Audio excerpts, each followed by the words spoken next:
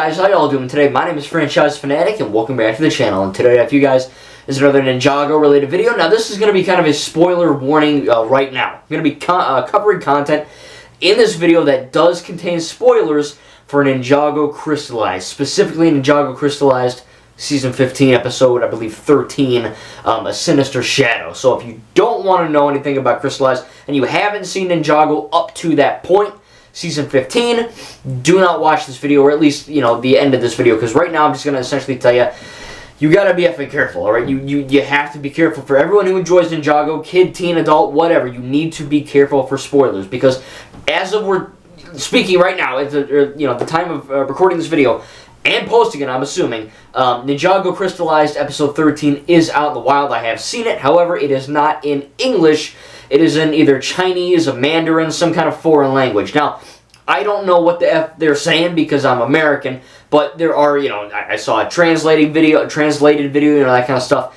So I get the gist of the episode. We'll go over the episode later on in the video, but I just wanted to kind of tell you at the beginning of this video to just be careful, because episodes are out in the wild, right? They're there. They're out there. You can find it on YouTube. You can just type in the word Ninjago on YouTube, and the spoilers will come up. So if you really want to watch these episodes, you know, as they're meant to be seen in English, for people that, like, you know, live in America or can speak English, wait, because I believe around sometime in early September, mid-September, I believe the episodes are airing. So that is it for this first part of the video, okay? Please be careful where you're looking online.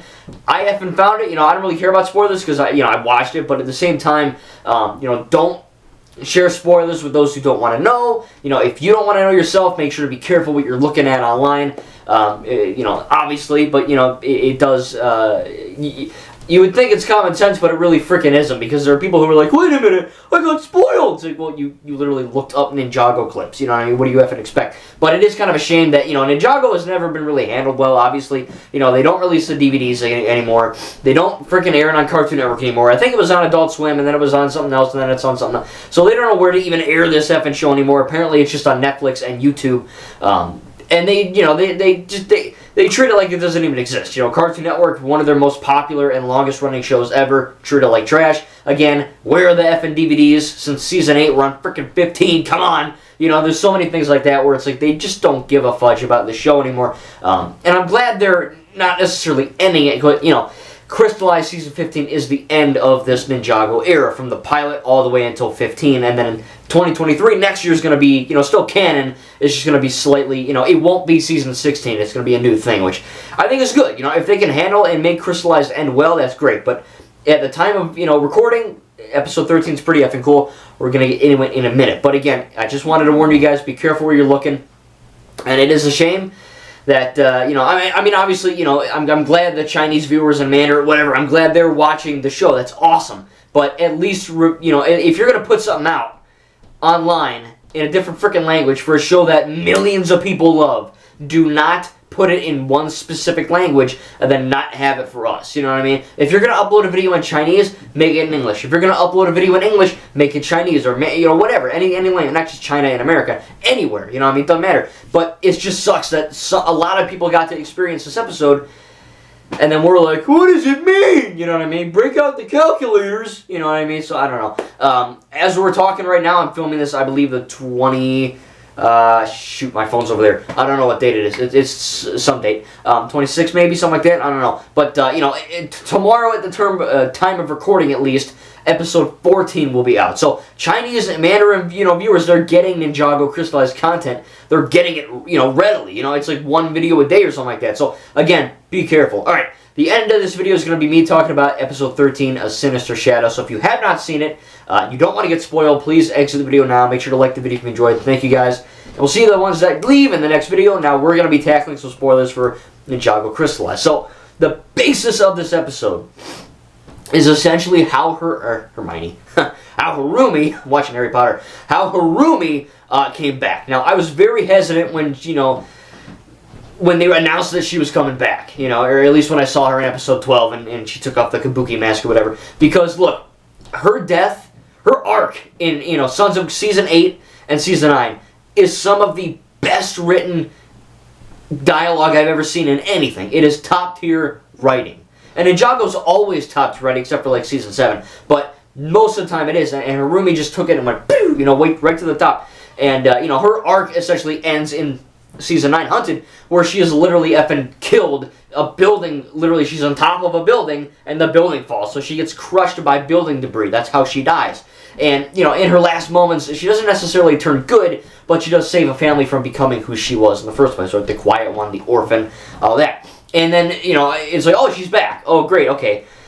Well, why is she back? You know what I mean? That was my main concern. Don't tell me Harumi's not effing dead. Or don't tell me she never did die. Because that's going to be completely bullcrap to the character. You know what I mean? Like, Zane, I get it. You know what I mean? Certain characters in this show sacrifice themselves and come back. That doesn't diminish their sacrifice, right? They still did it. It's like Vader and Palpatine.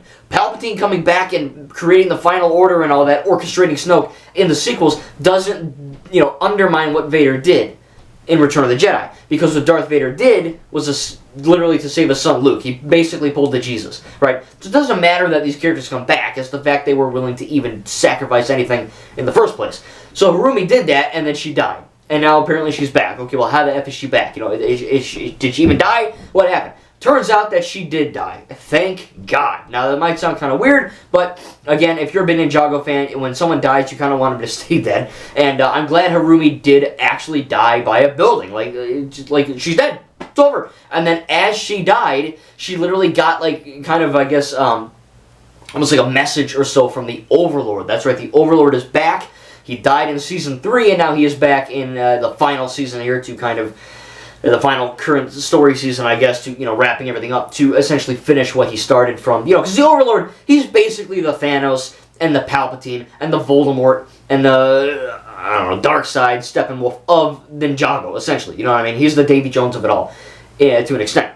And in that, the Overlord is like, hey, look, you know, I'll bring you back to life if you work for me. Again, I'm paraphrasing, I don't speak Chinese Mandarin, but essentially, Harumi is brought back to life. So, she did die. However, she was resurrected by the Crystal King, a.k.a. the Overlord, with this little crystal, and then she moves the debris, and she gets steps on out of here, and it's revealed that she kind of has been watching the ninja the whole time in Season 13, and Shintaro, and all that stuff. So, very cool stuff in there. And the fact that we actually see, you know, confirmation of Harumi's death. We see her dead body, like her eyes, and then, you know, she kind of gets transported to like this hellish black void, purple black void, you know, kind of like Lloyd. You know when Lloyd died, when Lloyd died in Season 10, he actually did die. Like, he actually got crushed by shit too. So it's kind of crazy. But, you know, Lloyd chooses to come back to help fight for Ninjago. Harumi doesn't necessarily choose to come back, as far as I can tell from just looking at it, you know, or like reading some Mandarin to English translations.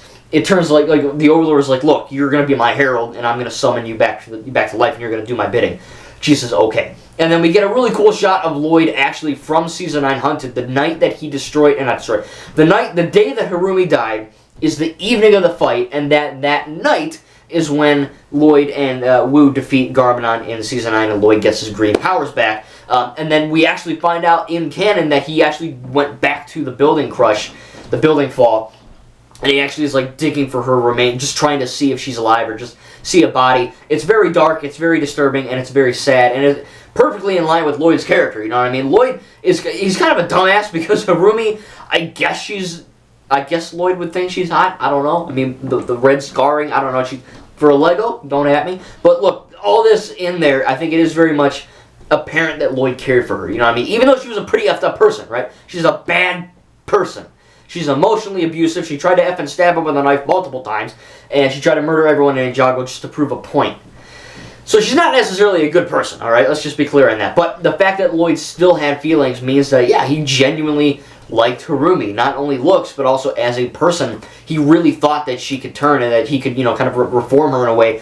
And, you know, we'll see what happens, but at this state, it turns out that Harumi did come back to be evil for the Overlord. And then the episode kind of ends with Mr. F just kind of shooting next to Lloyd's head, just kind of basically Lloyd is her prisoner. So that's the episode. Very cool stuff there. I really freaking loved it. I thought that they were able to make Harumi's death actually matter because, yes, she did die. She just came back through resurrection of the Overlord, which ties into the series, and the whole show is just, it's perfect, man. It's really top-tier writing, and the fact they were able to bring Harumi back in a way that actually makes sense, you know what I mean? I'm glad they didn't say, oh, she never died, or oh, she escaped the last minute, or oh, the debris just magically missed her. You know, like, no, she died. And then she was resurrected. That is very, very cool. In a similar way to Garmadon in Season 8. So very cool stuff there. Very good parallels in that. So that is my review. I'm going to honestly, again, I haven't actually seen it because I couldn't understand what the hell anyone was saying. But I did watch it. I just didn't hear it. You know, so I'm going to on just that basis alone of what I'm seeing and what the translations tell me, I mean, it's an easy 10 out of 10 episode. It is a fantastic episode. They really explained everything quite well. And hopefully, you know, apparently tomorrow is out. I don't know if I'm going to be doing all these reviews because I kind of just want to wait until, you know, they actually air in English on YouTube or whatever. But, you know, it is what it is. If you want to cover any more of the spoiler and Ninjago stuff, tell me in the comments down below. I am going to be having my Garmadon issue 3 comic review very soon. I kind of postponed it a bit because I wanted to get it a little bit closer to when issue 4 comes out in September. But, you know, we'll see very soon at that. And again, point of the video, look, if you made it this far, hopefully you've seen the episode. But again, if you want to be careful on spoilers in the future, make sure to know where you're going ahead of time. Make sure to really understand what you're looking at online. This goes for anything, but especially, you know, since this is a Ninjago video, make sure to understand you might get spoiled, you know what I mean? And you might not want to. I don't want to really, but it's all over the freaking place. And I personally just wanted to see what was going on with Harumi, so I'm good with that. Anyway, let's hope Ninjago gets treated better in the future with the new series, show, whatever, in 2023. The reboot that apparently isn't a reboot, I don't know. But I do think that Ninjago, it's by far my favorite franchise of all time. The show is fantastic. The movie's really good. The video game's pretty good. You know, Dimensions Lego Ninjago movie game. It actually broke. My disc broke, but you know it was fun. So I love it. You know, I mean, I love the toys. It's just a great franchise, and the fact they're able to continually, one up themselves is pretty awesome. Even if I didn't really understand because it was Mandarin, it still was pretty cool to see. Anyway, tell me in the comments down below what your favorite Ninjago season is so far. I have seen the pilot all the way to episode 13 of season 15, and my favorite season is season 8, Sons of Garmadon. But make sure to tell me yours down below. Hope you guys enjoyed this little Ninjago video. Again, be careful about spoilers, and hope you enjoy my little episode recap of episode 13. Thank you guys, and we'll see you in the next video.